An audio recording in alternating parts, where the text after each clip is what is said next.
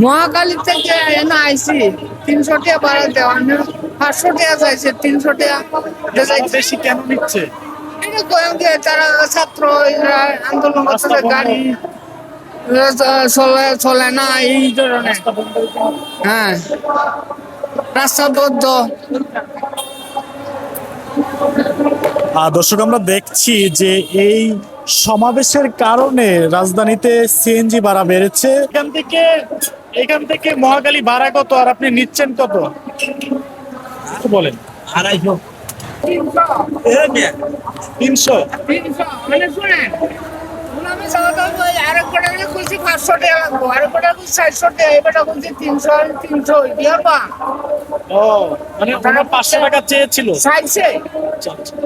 ভাই এই যে ভাড়া একটু বেশি নিচ্ছেন আগের থেকে, এটা কেন নিচ্ছেন? ভাই